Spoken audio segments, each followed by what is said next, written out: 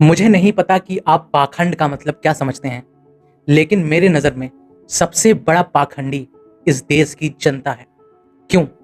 दोस्तों, हमारे देश में करीबन 99% लोग अपने आप को धार्मिक कहते हैं, आस्तिक कहते हैं, जो किसी ना किसी धर्म से कनेक्टेड हैं और वो समझते हैं कि 2 टाइम मंदिर मस्जिद जा करके, अपने धर्म ग्रंथ को पढ़ करके वो परमात्मा को पा जाएंगे। वो अपनी जीवन को बहुत ही अच्छा बना लेंगे, अपने आप को सही दिशा में ले आएंगे। लेकिन क्या सच में ऐसा हो रहा है? कितने सालों तक इस देश के लोग धर्म से जुड़े रहे हैं, लेकिन आज तक दोस्तों वही प्रॉब्लम, छोटी छोटी बच्चियों का रेप होता है। इंसान एक दूसरे को मारने पे आ चुका है। हर दिन एक नई खबर आती है ऐसी जो पूरे तरीके से हमें दहला देती है। तो क्या यही आस्तिकता है? और आखिर वो कौन लोग हैं जो ये सब कर रहे हैं? जब इस देश में करीबन 90% लोग धार्मिक ही हैं, तो आखिर वो कौन लोग हैं जो मंदिर के बाहर तलवार निकालते हैं? और वो कौन लोग हैं जो मस्जिद के बाहर पत्थर फेंकते हैं? कहीं ना कहीं दोस्तों गलती हो रही है हमारे समझ में। जो हमारा समझ है आस्तिक को लेकर, वहां पे गलती हो रही है। हम क्या समझते हैं आस्तिकता का मतलब? कि हमारे धर्म के द्वारा बताए गए प्रिंसिपल्स को फॉलो करना, हमारा धर्म ग्रंथ पढ़ना, धर्म के हिसाब से चलना, पूजा पाठ नमाज पढ़ना करना, यही सब एक धार्मिक इंसान की, एक आस्तिक इंसान की पहचान बताई गई है। लेकिन क्या ये है? बिल्कुल भी नहीं। और अगर आप इसी को आस्तिकता समझते हैं, धार्मिकता समझते हैं, तो आपकी गलती है। और इसी गलती की वजह से आज तक ये पृथ्वी, ये दुनिया आस्तिक नहीं हो पाई। कुछ लोग हुए हैं आस्तिक, ओशो, कृष्णमूर्ति, बुद्ध, कबीर, नानक, गालिब जैसे लोग, लेकिन उनको भी इस दुनिया ने नास्तिक कहा है, ना कि आस्तिक। अब हमारे मान्यताओं में, हमारे समझ में ही कहीं ना कहीं गड़बड़ी है। तो हम सबसे पहले ये समझते हैं कि नास्तिक और आस्तिक का असलियत में मतलब क्या होता है। दुनिया के हिसाब से आस्तिक वो है जो ईश्वर में भरोसा रखे, जो ये सोचे कि अपने धर्म को फॉलो करके, अपने ग्रंथ को पढ़ करके, पूजा पाठ करके, कुरान पढ़ के, चर्च जाके, मंदिर जाके परमात्मा को पा सकता है। ये सोचने वाले ये कहते हैं कि आस्तिकता का यही मतलब है। लेकिन क्या सच में ये मतलब है आस्तिकता का? दोस्तों, मेरे ख्याल से नहीं। क्या आस्तिकता का यही मतलब है कि पहले ही से लिखे गए चीजों में परमात्मा मिल जाएगा?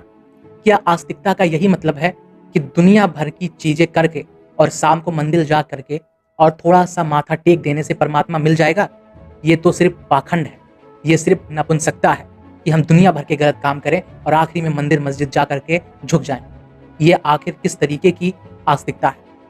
क्या कुरान, बाइबल, गीता किसी को आज तक आस्तिक बना पाए हैं? मेरे नज़रिए से तो बिल्कुल भी नहीं। अगर किसी ने अपने आप को बनाया है तो वो खुद से।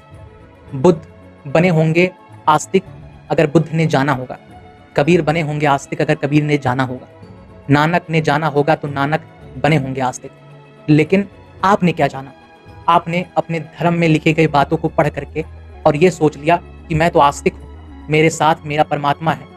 अरे वो परमात्मा को तुम जानते भी नहीं। अब बात करते हैं नास्तिकता की। नास्तिक को दुनिया क्या समझती है? ये समझती है कि जो इंसान ईश्वर पे विश्वास नहीं करता, जो धर्मों को नहीं मानता, ईश्वर को इनकार करता है, वो इंसान नास्तिक है।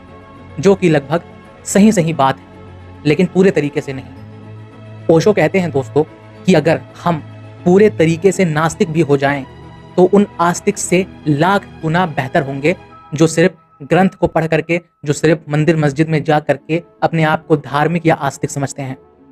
वो कहते हैं दोस्तों, मानो मत, जानो। और जानने का पहला कदम है मानने से मुक्त हो जाना। दोस्तों, वो कहते हैं कि उनका अगर बस चले तो हर बच्चे को वो नास्तिक बनाए, एक खोज की आकांक्षा दें, खोज का एक क्यूरियोसिटी दें और कहें कि कभी भी किसी को भी मानना मत। अगर तुम्हें जानना है तो मानने से मुक्त हो जाओ।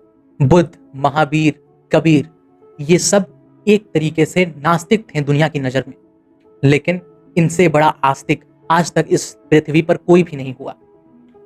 ओशो सही ही कहते हैं कि अगर जानना है तो मानो मत, और अगर मानोगे तो फंसोगे। इन्होंने जाना इसीलिए ये भगवान बने, इन्होंने जाना इसीलिए इनके अंदर आस्तिकता आई, असली इंसानियत आई। अगर हम जानेंगे तो हम भी वहीं पहुंचेंगे जहां बुद्ध हैं, जहाँ कबीर थे, जहाँ कभी नानक थे। ओशो कहते हैं दोस्तों कि ढो डालो उन सारे मान्यताओं को, अपने जिंदगी को एक खाली पुस्तक बना लो, पुराने विश्वास को, पुराने धर्म की बातों को सबको मिटा दो, सबकी मान्यताओं को खत्म कर दो, क्योंकि अगर कुछ नया पाना है तो पुराने को छोड़ना ही होगा। असली आस्तिकता तो दोस्तों यही सब चीजें हैं। बात की बात है कि हमारे और परमात्मा के बीच में, हमारे और राम कृष्ण के बीच में न जाने कितने साधु संत, न जाने कितने मौलवी, न जाने कितने पोप आ चुके हैं आज के समय पर, और हमें अपने हिसाब से बातें बताते हैं। न जाने कितने मंदिर आ गए, न जाने कितने मस्जिद आ गए हमारे और परमात्मा के बीच। और लोग मंदिर मस्जिदों में जाके झुक तो जाते हैं, लेकिन उनका अहंकार नहीं झुकता, उनके अंदर वो नरमपन नहीं आता। दोस्तों, अगर हम सच में आस्तिक बने, अगर सच में हम उस परमात्मा की तलाश करें, जाने माने ना, तो हमें मंदिर मस्जिद जाने की कोई ज़रूरत ही नहीं पड़ेगी।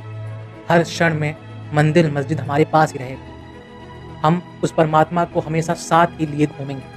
लेकिन अगर हम ग्रंथों की, धर्मों की, पंडित पुरोहितों की बातों में फंसते हैं तो वो खराब चीज़ है। वो उनका दिया है, और उनका दिया हमें तभी तक रोशनी दे सकता है जब तक हम उनके साथ हैं। जहाँ हमारे दोनों के रास्ते अलग हुए, वहाँ हम फिर से अंधेरी में आ जाएंगे। आज के लिए इतना ही। आशा करता हूँ आपको ये समझ में आया होगा। मिलते हैं नेक्स्ट एपिसोड।